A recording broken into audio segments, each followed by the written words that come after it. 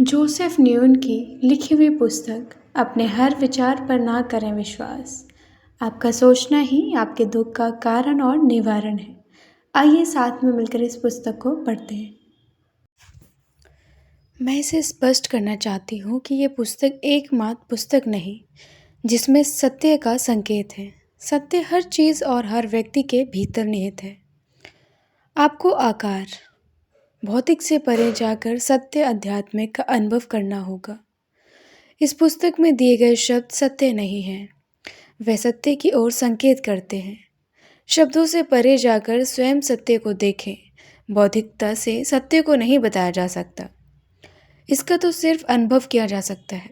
सत्य भावना के भीतर निहित है, इसलिए इसे शब्दों में नहीं बताया जा सकता। यदि आप सत्य को पाना चाहते हैं तो शब्दों से परे जाएं और भावना की तलाश करें।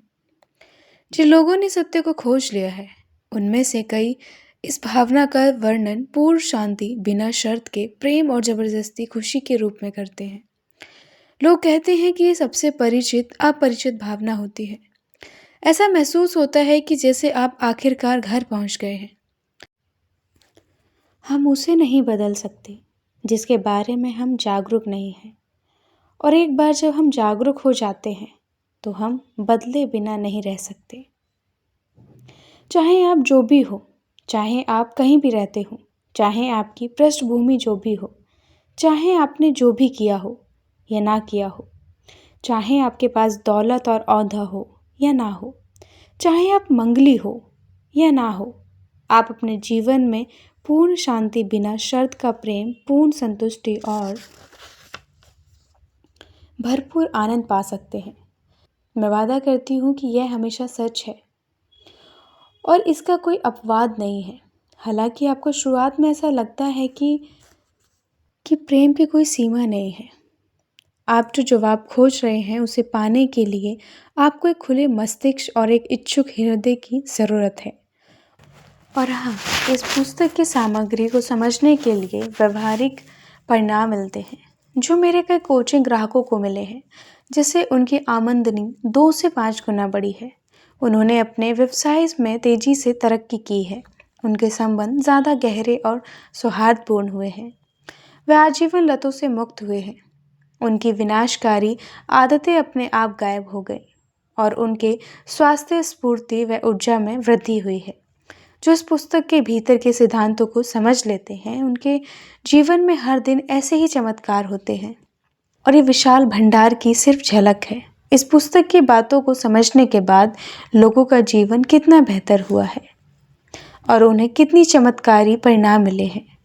अगर मैं उनकी सूची ही बताऊं तो भी आधी पुस्तक उन चमत्कारों की कहानियों से भर जाएगी जो हर दिन होते हैं। मैं इन बाहरी परिणामों का जिक्र इसलिए नहीं करना चाहती क्योंकि यह पुस्तक का उद्देश्य नहीं है। ये भौतिक परिणामों को अंदर से बाहर की ओर समझ के सहज उत्पाद है। सच कहें तो हम धन और महत्व जैसे बाहरी परिणाम सिर्फ इसलिए चाहते हैं क्योंकि हम अपने भीतर प्रेम, खुशी, शांति और संतुष्टि जैसी भावनाओं का अनुभव करना चाहते हैं। हम वास्तव में भौतिक चीज़ें नहीं चाहते, लेकिन हम यह यकीन करने के जाल में फंसे रहते हैं कि भौतिक चीज़ें हासिल करने के बाद ही हमें वह भावना मिलेगी। रहस्य भावना में निहित है। यह पुस्तक आपको मार्गदर्शन देगी कि कैसे उस सत्य को उजागर करें जिसे आप अपने दिल की गहराइयों में पहले से जानते हैं, और इन भावनाओं को कैसे महसूस करें जिनकी आप पूरी ज़िंदगी तलाश कर रहे हैं। अब आइए इस पुस्तक को पढ़ने के बारे में थोड़ा सा मार्गदर्शन दे दूँ। इस पुस्तक को जानकारी हासिल करने के लिए ना पढ़ें, इसे अंतर्दृष्टि हासिल करने के लिए पढ़ें या सुनें। अंतर्दृष्टि या बुद्धिमत्ता सिर्फ अंदर से मिल सकती है, इसीलिए इसे अंतर्दृष्टि कहा जाता है, अंदर की ओर। आप जीवन में जिसकी तलाश कर रहे हैं उस हर चीज़ को पाने के लिए आपको अपने अंदर देखना चाहिए और उस बुद्धिमत्ता को खोजना चाहिए जो आपके भीतर पहले से ही मौजूद है। सारे जवाब आपकी आत्मा की गहराई में मौजूद है। यह पुस्तक सही जगह पर तलाश करने में आपकी मदद करेगी। मुझे उस व्यक्ति की प्रशंसा करनी होगी जिसके मन में अब यह भी उम्मीद है कि उसे जिसकी तलाश है वह उसे बाहर मिलेगा। उसकी सोच गलत है, लेकिन अच्छी चीज़ यह है कि उसके मन में अब भी आशा है। और आशा के बिना हम कुछ नहीं हैं। इसलिए आप यहाँ जो भी पढ़ रहे हैं वह आपकी आस्था, साहस और शक्ति का प्रमाण है। मुझे 100% यकीन है कि आप जिसकी तलाश कर रहे हैं वह आपको मिल जाएगा। लोगों को उनके कष्ट का त्याग करने में मुश्किल आती है। अज्ञात के डर से वे जाने पहचाने कष्ट को ज़्यादा पसंद करते हैं। कष्ट के बारे में बोलते समय एक महत्वपूर्ण फ़र्क को पहचानना ज़रूरी है। जब मैं इस पुस्तक को कष्ट का जिक्र करती हूँ तो मेरा मतलब मनोवैज्ञानिक भावनात्मक कष्ट से है। आपके जीवन में चाहे जो हो जाए, एक तरीका है जिससे आपको भावनात्मक और मनोवैज्ञानिक कष्ट उठाने की ज़रूरत नहीं है। मैं नहीं कह रही कि यह कष्ट सिर्फ हमारे दिमाग में होता है या हम इसका नाटक करते हैं। लोगों के साथ हर दिन बहुत बुरी और दुर्भाग्यवश घटनाएं होती हैं। मैं तो सिर्फ ये कह रही हूँ कि हालांकि हमारे जीवन में बहुत दर्द हो सकता है, लेकिन कष्ट वैकल्पिक है। दूसरे शब्दों में, दर्द से बचना संभव नहीं है, लेकिन कष्ट से बचना संभव है।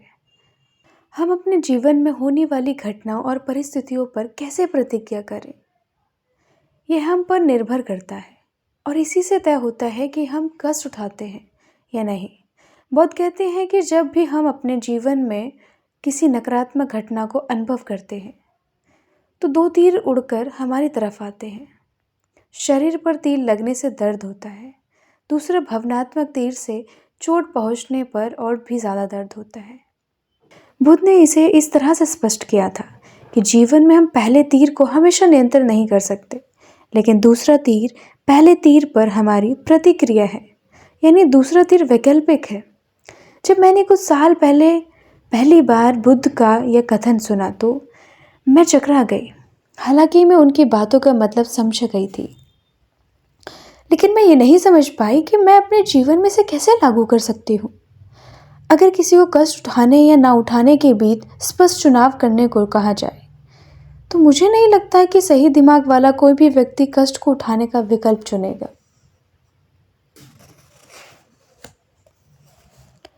मैं कष्ट न उठाने का चुनाव कैसे कर सकती हूँ? मुझे लगा अगर ये इतना आसान है तो कोई कष्ट क्यों उठाना चाहेगा।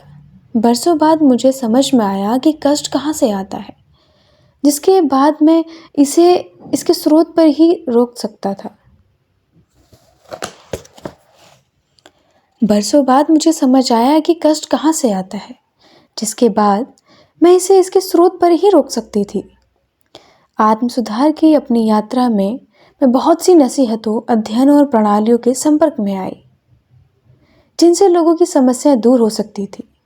मैंने सैकड़ों नहीं तो दर्जनें पुस्तक पढ़ी, मनोवैज्ञानिक का अध्ययन किया, थेरेपिस्ट के पास गई, कई वैचारिक लीडर्स की व्याख्याएं सुनी, अपनी आदतों को बदलने की कोशिश की, सुबह 4 बजे जगाकर अपने आहार बदला,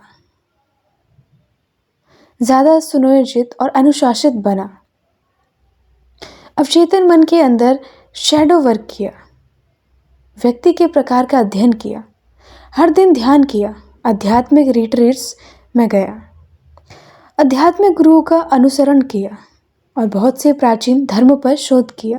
आप चाहे जिस चीज़ का जिक्र करें, संभवत मैंने उसे आजमा कर देखा होगा।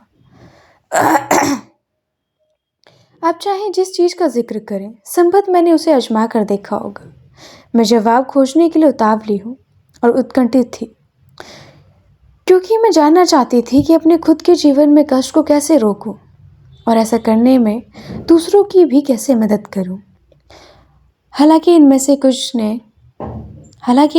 कुछ ने क्रमश सुधार करने में मेरी मदद की, लेकिन मेरा कष्ट दूर नहीं हो पाया। इसके बावजूद मैं हर दिन बहुत तनावग्रस्त, भयभीत, असंतुष्ट, चिड़चिड़ापन, नाराज और कुंठित और भारी महसूस करती थी। ये सब करने के बाद भी मुझे सारा जवाब नहीं मिल पाया और ईमानदारी से कहूँ तो मैं ये अभिनय शुरू करने से पहले जितना चकरा रही थी, अब उससे ज़्यादा खोया खोया महसूस करने लगी थी। मैं उद्देश्यहीन, निराश और दिशाहीन महसूस करने लगी थी। मैं नहीं जानती थी कि अब क्या करना है, कहाँ देखना है, किससे बात करनी है। अपने सबसे अंधकार में दौर में पहुँचने के बाद ही मुझे आशा की झलक दिखी।